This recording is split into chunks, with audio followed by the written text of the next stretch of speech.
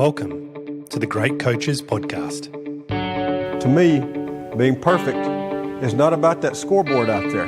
This is a chance of a lifetime. When you can understand the person, you can then work towards a common goal. We are all on the same team. Know your role and do it to the best of your ability. Focus on the fundamentals. We've gone over time and time again. Your defense has got to be better. Leave no doubt tonight. Great moments are born from great opportunity. Hello and welcome to the Great Coaches Podcast, where we believe that there is no algorithm for leadership, and so we interview great sports coaches from around the world to try and find ideas to help all of us be better leaders. Our great coach on this episode is Jack Clark. Jack is a former rugby union player who represented both the USA and World 15. He has also coached the USA national team, the Eagles, to 16 Test victories. He is presently in his 40th year as coach of the University of California Bears. In that time, he has led the team to 24 national collegiate championships in 15s and 5 national titles in 7s. He's also been named a living legend by the Pac-12 network and is a member of the USA Rugby Hall of Fame and Cal Athletics Hall of Fame. Jack is a master coach with so many hard-won insights, and just a few of them that stayed with me after the interview were the way he talks about mental toughness as being the ability to focus on the next most important thing. The mindset he tries to bring into his team of grateful for everything, entitled for nothing, and how he views leadership as a skill, not a rank. It's a great conversation, and I hope you get as much out of it as I did. And just before we go to the interview, if you like what we do on the podcast, then head over to the website, thegreatcoachespodcast.com. There you will find loads of exclusive audio and video content that you can download and share with your own teams to bring a different context to the challenges that you might be facing. We also have a newsletter that goes out every week that contains the best insights, ideas, and recommendations. It's free to sign up, and you can find that on the website as well. And now, please enjoy our interview with Jack Clark. You're listening to the Great Coaches Podcast. Jack Clark, good evening and welcome to the Great Coaches Podcast. Yeah, thank you very much, Paul. Happy to be here. Well, it's going to be a bit surprising for some of the audience to hear an American voice talking about rugby, but you've got a fascinating story and I can't wait to get into it with you. But Jack, something really simple to get us going. Can you tell us where you are in the world and what you've been up to so far today? It's 9 o'clock in the morning in the center of the universe. That's the University of California, Berkeley campus. And specifically, I'm in the Doc Hudson Fieldhouse, which is our little office outside of Witter Rugby Field. It's a beautiful late fall kind of morning. Oh, what a perfect. Well, thank you for starting your day with us. We do appreciate it. And I'm very keen to get into this amazing story you've got that takes us from Wales all the way back to America and, of course, to many other places as well. But, Jack, maybe I'll start by just name-checking a couple of the great coaches I know you've had first-hand experience with. There was Pete Newell and there's Mike White. And I'm sure there's been many others as well. We were talking about Becky Burley just a moment ago. But perhaps I could just start by asking you, what is it you think the great coaches do differently that sets them apart? Well, they're great communicators, right? I mean, if you're gonna move a group of people, in a direction together, you've got to be able to articulate that direction and be pretty plain spoken about it, right? Be accessible in your communications. And I think that would be the fundamental thing that I see in great coaches. And then I think after that, they all have something proprietary about them. I think you find where they look at their games slightly differently. They probably analyze differently. They capture different notational analysis to statistics. They would probably have their own. They would be statting things that other people don't even pay any attention to. So I think probably those are the two things that stick out. You played your last ever rugby match as part of the World 15. And if I've got my research right, it was against Wales at Cardiff Arms Park, which must have been pretty special. What do you remember most now, looking back, about that day? Kind of responsibility. I mean, it was a kind of a poor man's World 15, and I'm the only American that was on the field to start the game. And, geez, don't make a hash of this. They're going to think we're all, none of us are any good if you don't play hard and try to have a good game. So I remember that weight of responsibility that I felt. I remember how special the old Cardiff Arms Park was. I mean, what a cathedral it was. And unfortunately, I remember leaving the game. I think I only left one game as a player, and it was that game. If you remember that old Welsh front row, I think might have been Graham Price, but somebody put a anvil-sized fist into my ribs at one point, broken rib, punctured lung, one of those deals. And I spent a few days in a Welsh hospital. I was in the lung ward with the other people that had black lung. I actually, but they were a good bunch. I can remember we snuck in a couple beers. It was actually, not that bad for a couple of days. Well, talking about weight of responsibility, your team, the Cal Bears, have been playing for 120 years. But here's the more incredible stat. They've only had 6 coaches in that time. How do you harness the energy of the past to strengthen the team's culture in the present? I believe that it's remembering the past to the present. And for that matter, anytime there's a function, remembering the present to the past, to be able to introduce these young men that are walking between the lines today. And then, for people that played at Cal long ago, I mean, there's still these wonderful, wonderful stories. And I'm a bit of a storyteller. I think you need to be able to tell stories to be able to engage people. And I mean, it's easy to say we stand on their shoulders, right? I mean, that's the easy thing to say. But when you really, fully paint that picture of who these people were, a lot of our rugby, we started playing in 1882.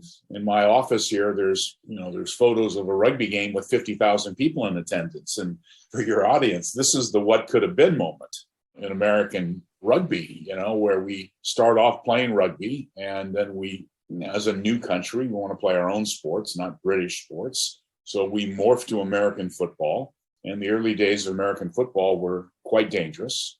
There were deaths. And, by decree, we go back to playing rugby as our main sport. And so, from 1906 to 1914, it's the number one sport on our campus. And then we fall back into playing American football as the number one sport. And then rugby becomes the second sport after that. And it's remained that for 120 years. Yeah, it's a really rich experience.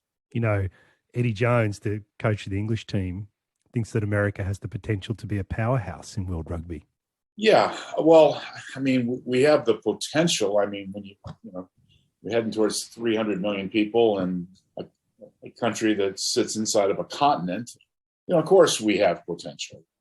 And I appreciate that when we look only through the lens of rugby, then, I suppose rugby is the, sleeping giant. Isn't that the term that the world uses? But it's not really sleeping, isn't it? It's hyperactive in sport. It's just hyperactive in different sports is really what it is. So we have great potential, but we have a lot of work to do to be able to make rugby a sport in all of our schools, that all of our schools are playing, middle school through high school through university.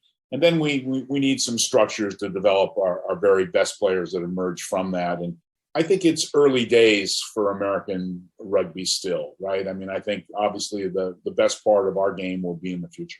Well, it might be early days, but you've already had success. You were the head coach of the USA team. You claimed 16 test victories, but on 4 occasions, you were close, breathtakingly close to beating Australia, Ireland, Wales, and Argentina, which is pretty impressive. And I know you didn't get the W, but you were close, Jack. And I wanted to ask you, how do you approach competitions when you are the less resourced competitor? You've got to embrace being an underdog, right? And it's not the worst thing somebody can call you, mind you, right? I mean, the idea that somebody else has got better players and they're better resourced and they're better prepared for the moment. You just got to acknowledge it. And then you say, but what the heck, let's give it a lash and let's see what happens here. It doesn't it shouldn't affect your confidence. It shouldn't affect your ability to go compete. If anything, the pressure really should be off when you're playing some team. You have no business being on the field with that team in some cases. I mean, I would remind you that my stretch as a coach began in 93, but in 95, the game goes professional. And, all of the mature rugby nations just opened up this war chest. They took their rugby immediately to the next level, right? And so if it was hard before professionalism, it got unbelievably hard after professionalism for all the countries like ourselves, which were, truly, truly amateur. But yeah, it felt like a little David versus Goliath, and let's give it a go. And they put on their jersey the same way we do. Let's go see what could happen. Now, although we came close a couple times, when we didn't overachieve, it was almost an embarrassing outing. I mean, we had a couple really rough ones as well.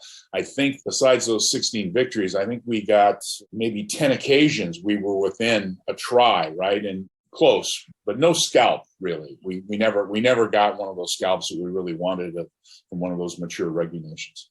I think it's within reach, Jack, but we'll have to wait and see. One of the topics that you speak passionately about in the community, not just in universities and with sporting teams, is the value of high-performance teams and the benefit they can bring. Could you tell us about the values that you've identified as being critical to high performance? Well, we have a set of values. I'm not sure that they all they speak to our organizational values, what we believe in, what we want to measure. But I think that's I think the question you're asking is, how do high performance teams, no matter what they believe in, how do they go about, kind of making sure every day they're aligned with their values? And I think one of the first things has to do with measurement.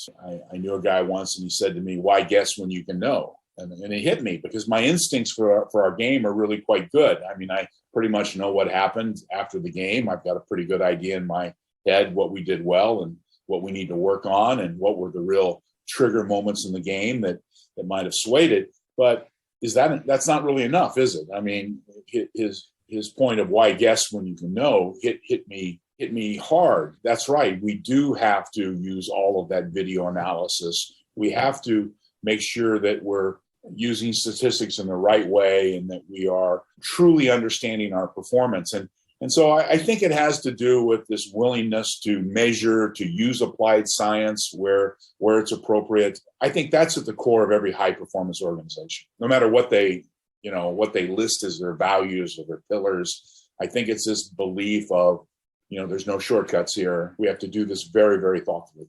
You mentioned in there that it really hit you hard.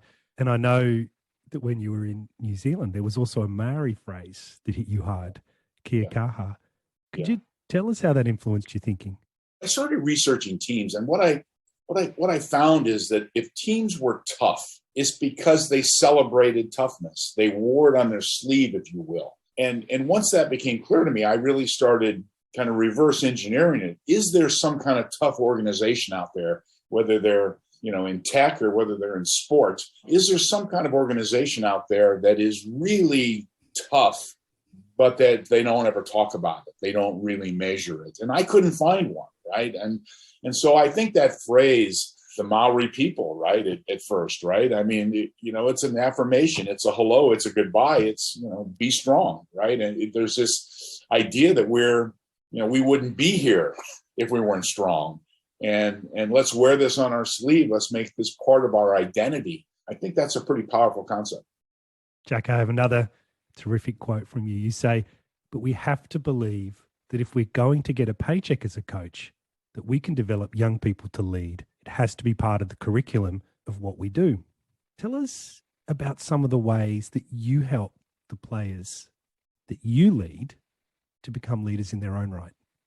Well, it's interesting. So the University of California, Berkeley, where I work, the leading public school on the planet, quite often in all these rankings, right up there in the top 5, typically, of private, public, all the schools put in on a global basis. But I don't think you can find leadership anywhere on our campus. I mean, I think we have some like military ROTC kind of program where there's probably some leadership there. Certainly there's collaboration of students working together on a project, but I don't think that leadership is just out there as a curriculum. And it seems to me to be a pretty important attribute of what sports can teach. You know, I've got this glossary in my head, and it's an organizational glossary, if you will, for our team. You know, we say that leadership is the ability to make those around you better and more productive. And it's interesting to think of leadership that way, to not think about it as a rank, not think about it as who's got the corner office, who's the senior on the team, who's the star player, who's the captain, but think about it in the terms of it's an ability. You don't arrive at it and then all of a sudden you start doing it. And if you have the ability to make those around you better and more productive, in my world, you're a leader. You don't need to be a senior. You don't need to be a starter. You don't need to be the captain. You just need to have that ability. And what we know is we have a lot of good performers in all kinds of sport and business that are really pretty exceptional as performers, but they don't have that ability to make others around them better and more productive. So you celebrate it when people get it right. You talk about it when people get it wrong. You make it something that they want to become. And then over time, like I know it's worked, right? Because I hear back over the years from former players and, you know, for them to be able to, in their own families, to be a leader in their communities and to be a leader in the workplace. I mean, that's a pretty great thing, you know? And I've said a few times that it's just kind of undervalued because we're in a news cycle where we talk about the next great thing by the next great person. And it's my belief that we don't solve any of the really big issues with a person. Now, we need bright people, don't get me wrong, but it's really groups of people that kind of decide they're going to be on a team, and they're the ones, you know, with their nose pointed in the same direction, are going to go out there and solve the big problems, you know, disease, poverty, education, all these problems that certainly they're problems in America, and I think they're problems around the world. And we're going to solve those with groups of people. So I want our players, upon their matriculation, to have leadership skills, to be able to be in that group of people that are really leading the way. It's fundamental. I mean, we say it around a paycheck, but I don't expect every volunteer that's helping out as a coach to necessarily take on even more than just planning activities for the team and being a coach. But once you get a paycheck, I think that's the point where your obligation isn't just to the team, it's to those individuals to make sure they're developing to their best self. Yeah, leadership is so central to your message. Yeah. It's in all your interviews. Yeah. Your players talk about it. It's clearly very important to you. And I'm just wondering, was it always there, or was there, you know, like this moment similar to the moment you had in New Zealand? Was it something like that? Yeah. You know, being around the team year after year, season after season, it turns out to be a bit of a laboratory, you know, where if you're observing what's going on, you know, you're better for it. Your players, the organization, the team, they really teach you what it is you need to be looking for. And what I saw is it's a mistake for the minority to lead the majority and for us to say that's the system. Because it's pretty easy to say you're the boss, everyone else is not the boss, and you're the star player, you're the captain, you're the coach, and everyone else is, I guess, a follower. And that didn't feel right to me. The idea that, you know, there's a handful of people and they were the leaders and everyone else was followers. So I tried to create a definition that was just more accessible, that where everyone could really be a leader, and that organization would be stronger in the end. It would be a more resilient organization. I want everybody on our team to feel like they can contribute to the leadership of the team. Now, when you're young, your toolbox doesn't have a lot of tools in it, and you might not be able to lead anytime, anywhere, like the really good leaders can, but you can begin that journey to being a leader. I want to make sure that it's never rank-based, that leadership is always seen as a skill, not as a rank. Jack, one of the great messages I took from researching you was this whole idea of, actually, it's your quote, "My players will leave this campus with a PhD in team." It's such a great idea. If someone was listening and they wanted to improve their teams, and work team, a community-based team, a sports team, where would you tell them to start? if they wanted to improve the leadership of the team, I would just make sure that whatever structures you put in place, make it open for other people to contribute to the leadership. A little bit of what we just shared. I mean, so often, sometimes as a consultant, I'll work with a business and they'll say, yeah, that idea of everyone can be a leader, what a great idea. And then all of a sudden I'll show them their own structure that has a quote leadership committee and where the top executives in the firm refer to themselves as the leaders. And it's like, well, we have to change that if we want to open up this to everyone being a leader. Now, that doesn't change chain of command and authority. We need chain of command in order to make the organization work. But leadership doesn't have to be hijacked by the people with the best resume on the rugby team and or the best business card in business. It needs to be something that everyone can contribute to. This place, you get a parking spot at Berkeley if you win a Nobel Prize, right? So, stakes are a little bit high. So I suppose there's a few people rolling their eyes when they hear the rugby coach talking about his players are getting a PhD in team, but there's no one even working on it other than us, the way I see it. I mean, it's truly, truly important to us. And, we want to make sure that our players are matriculating with this really acute understanding of team dynamics and leadership. Well, Jack, many Nobel Prizes these days are won by groups of people. So I think you're onto something. When you talk about the mindset within the team, you describe it as grateful for everything, entitled for nothing. And it's this selflessness comes through as well. And when I listen to you answer the other questions, but I'm wondering how it shapes the team dynamic. It's aspirational, really, is what it is. I mean, it's. I don't know that we hit it every year, to be quite honest, but we're attempting to. And in my mind, I see this big room. This is where our values live. But the passageway to get there is a mindset. If you can't reconcile the mindset, the values aren't going to mean anything to you is I guess what I believe. That mindset of grateful for everything, entitled to nothing is kind of based on collegiate sport in America. And it might be true for organizations around the world, but I don't know that. There's a fair bit of entitlement in collegiate athletics, and there's an absence of gratitude.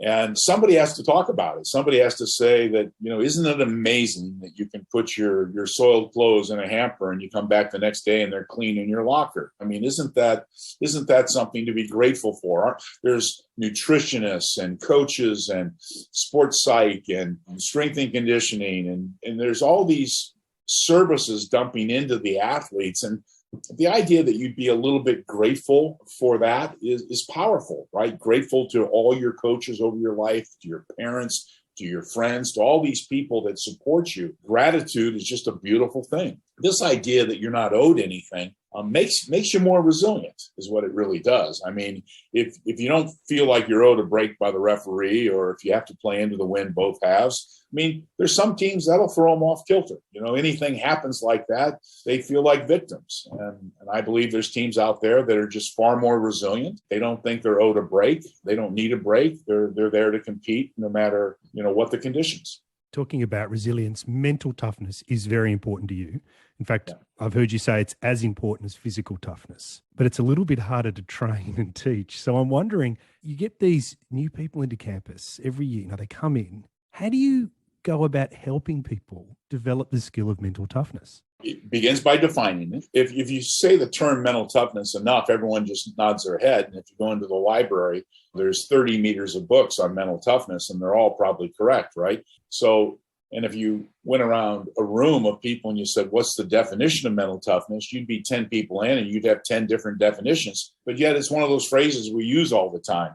So organizationally, I just think it's important that we're working from the same glossary, that we have a definition. And I would say that my definition for mental toughness has changed 3 times over 40 years.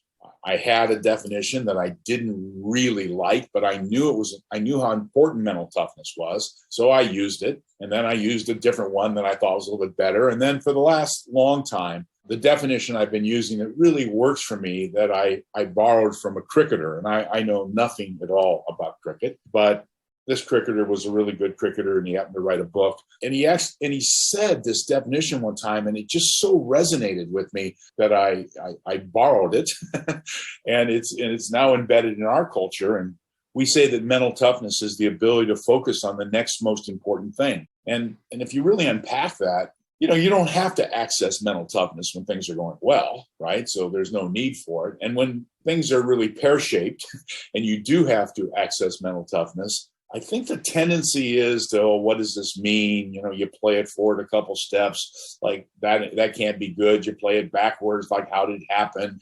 And it affects your psychic. Whereas people that have the discipline about mental toughness, no matter what happens to them, and in those moments that aren't going well, they have the ability to put all of their energy and all their focus into what's going to happen next. What's the next most important thing, and how do I put my focus in it? So that's what we think. And then I guess you can measure it like anything else. If you really believe in it, you can measure when people are exhibiting really strong mental toughness, and you can talk about it, right? You can celebrate it in a room. How would you measure it, Jack? How would you measure it? Let's say that somebody, had a couple moments in a game that weren't great, right? And they've made some mistakes that's those are mistakes that they wouldn't normally make, but yet they find a way to kind of dig out of that situation and to go on and find their footing again and get back in the game and not let those mistakes affect them. Well, all that is on videotape. All of that there's a story that can be told about that sequence. And I'd be the one to clip that story and to clip those sequences and tell that story so that other people could say, I can dig out of this. And how you dig out of it is to put your focus on the next most important thing. So that's an example, if you will. Can you train it? Is there an exercise you can undertake on the pitch to prepare people for that requirement to focus on the next most important thing? I think you can certainly train. Discomfort doesn't mean that I'm going to lose. You can pressurize players in training activities to where they get used to that pressure and it gets easier. The game slows down for them. Maybe it's really fast at first and it becomes more achievable as they're in that situation more and more. I mean, fatigue is one of those interesting things, how many mistakes of both emotional or mental as well as physical we make once we get tired. So obviously having an elite level of fitness is pretty important to mental toughness. You get used to, wow, I felt like my heart was going to explode, but it's really not. And I actually can recover fairly quickly. And as you start to flirt with those outer limits, if you will, of your well-being, both mental and physical, you find out that, well, it's not that bad. I'm okay. I am still in control here. I thought I was just like a leaf blowing in the wind there for a moment, but no. I'm back in control of this whole thing. So to a degree, yes, you can train it. Jack, in your opening, you talked about great coaches being plain spoken and having good communication skills. And I'd like to just reference that as I ask you about feedback, because I imagine, given your focus on mental toughness, there would be times when you would be giving people feedback that would be very close to the bone. And I'm wondering, are there any particular styles or routines that you found to be more effective than others? Yeah, I think I'm a little bit different in my communications. I mean, on the training field, there's not enough time to just have a quiet word with the guy, right? I mean, there's too many things that need to be talked about. We can't slow down the training session to talk about them necessarily. And so, I ask my players to have some kind of thick skin and to be willing to learn from someone else's good deeds or deficiencies. And our learning curve is improved because it's not just about a coach saying to you, step with your right foot, not your left foot, but it's like every coaching point is over the top of all the players on the field, just about. So it's an environment of coaches talking to all the players at once. Now, you probably have an example of one or two players. You could have just pulled them aside or just used their name and told everyone else, don't worry about it. This isn't your coaching point. But what I attempt to do is to leverage all that. I mean, if you're one of 50 players at training and the coach says 2 or 3 things specifically to you, you get 2 or 3 coaching points that you can, work on. If there's 60, 70 coaching points that are put across the tops of all the players, and you can grab 20 or 30 of those, well, your learning curve increases. Out in the open on the training paddock, everyone would rather just have their coaching privately. I mean, I think it's human nature, right? But it's not going to be that way because we've got 4 months to get from the beginning to the end of a season, and we know what we want to be at the end. So we don't have the time to do it that way. That's impractical. It's polite, it's nurturing, but it's not going to help our team get to where we need to get. Now, conversely, I love to have one-on-one conversations with players. We refer to it as modeling. They have their notebook out. I have my notebook out. There's strong science, I think social science on this point, of just talking about their strengths, really building a model for them to play the game based on what they do really well. And this could be their mental approach, their physical attributes, their skill levels. It can be anything having to do with what creates their performance. But to really, focus 70% on their strengths, maybe 30% on their deficiencies. I know every evaluation, every one-on-one that I ever had growing up, it was always about what I got to do better. And there's nothing wrong with that. I mean, there's nothing wrong with saying, here's some things you can do to improve. But reality is that we're not going to do a lot of those things. Some of them will, over time, will move, a deficit into the strengths column. But for the most part, we've got to go make plans based on and build a game, if you will, build an approach to the competition based on what we do really well, based on our strengths. So I'm a big believer in sitting down, talking to a player about their strengths. They say we code our brain in longhand, so they've got their notebook out and they're writing, and I'm doing the same. And I'm not going to allow anything to hit that piece of paper that shouldn't be there. If somebody says, I'm a really good tackler, and if they're not, I'm going to talk them out of that point. But there's a better chance they might say, well, I think I'm a pretty good ball handler, and I'm going to expand upon that point. Not only are you a good ball handler, you're a good ball handler off either hand, and you can weight a pass properly, the accuracy, I'm going to make that skill, if you will, come more to life. I found doing these one-on-ones, I kind of stumbled into it, and I was basing these one-on-one sessions on strengths. And I was on an airplane one time, and the guy next to me was a British gentleman, and what do you do? And I coach rugby. And what do you do? And he goes, well, I'm a researcher. And it turns out he had a book, and the book was Strengths-Based Leadership. And in Strengths-Based Leadership, the author, this Barry Conchie, laid out that there's strong science in that retention, performance, all of those things have a lot to do with whether the boss or the coach really gets that individual, knows them really well. So it made sense to me because I would get these kind of awkward bro hugs, after one of these one-on-one meetings, talking about somebody's strengths for an hour. And I'm thinking, well, I'm going to see you in 5 minutes on the field here. What are we doing here? It gives people a great sense of satisfaction when the boss really gets them and really gets their strengths. And it's not just making the list of things that they can do better, but helping them model out and build their performance on what they do really well. When it comes to helping players, I have this quote from you. I'm not sure the game it came from, but it was a championship game where the team lost. And you actually said to them at the end, or this is the quote that was attributed to you, we're hurting right now and the scar will never go away. We all have scars in our lives, and these scars are what we draw on at pivotal moments. Yeah. It's a cracking quote. What are the scars that you draw on in those pivotal moments? Yeah. Listen, I just feel this great responsibility to put these young men in a position where they can succeed, where they can put in a ton of hard work and then get a payday at the end, and that can be a bit of a blueprint for them just to go about life. And then, listen, you lose some games, right? I mean, there's going to be times when, you're not successful, and there needs to be some perspective in all of that, right? I can't believe that it's the worst thought for me is that a participant would think because they weren't successful in the end that it wasn't worth it. That to me is my nightmare, right? So I want to make sure that we're going to get something from this that's going to be super valuable, whether we win or we lose, because of how much we're putting into it and because of the process that we're using. So yeah, I mean, scars are valuable, right? I mean, things you can touch and feel and remember, and okay, I can pull from that experience. Jack, you've been so generous with your time. I know it's early in the workday and you've probably got to get busy. So just one last question if we can, and it builds on this idea of teams. And you talked about it before, how you believe that teams are going to solve many of the problems we've got in society, education, poverty, disease, whatever those challenges may be. So my question is, if we were to gather the teams that you have influenced together in one big room, what would you hope that they say your legacy is?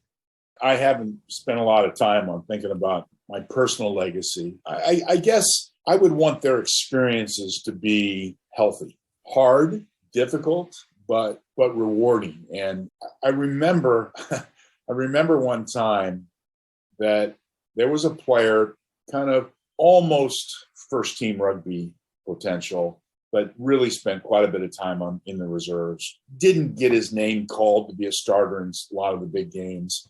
And a day or so after his graduation, he asked for a meeting. And I have to admit, Paul, I was dreading the meeting because I just felt, man, this kid's put in 4 years of work. And, you know, his payday was not to go play in the big games necessarily, you know. And I think, oh, man. And that young man sat across from me and he says, you know, Coach, playing rugby at Cal has been the hardest thing I've ever done. And my heart sunk because I knew exactly where this was going, that he was wasn't going to be worth it. And then he finished the sentence by saying, the hardest thing I've ever done that I wouldn't trade for anything in the world. I went, wow, that's kind of what I was going for. It felt like that's what we're here to do. It's not supposed to be easy. It's supposed to be challenging. You should feel overwhelmed from time to time. And playing's important, but growing as a man is more important.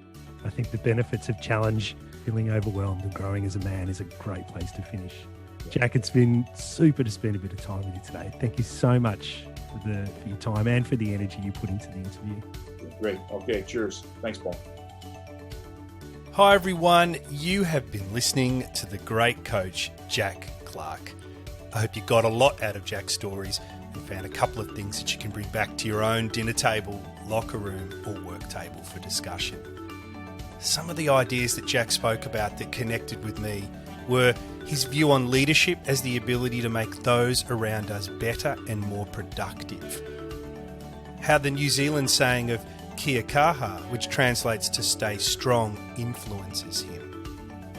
How the great coaches are clear communicators and have a plain spoken vision that they align people to. And wanting to leave a legacy of experiences that were healthy, hard, difficult, but rewarding. I hope you enjoyed it as much as I did. And just before we go, if you have any feedback, then please let us know. Just like Joe at Coaches717, who after listening to our Don Showalter episode said, "This is why the best teachers make the best coaches." He was a great classroom teacher and is a great coach. He understands the law of learning. Great stuff, Coach Show. The interaction with the people around the world who listen gives us great energy. And so if you have any feedback or comments, please let us know. All the details on how to connect with us are in the show notes or on our website, thegreatcoachespodcast.com.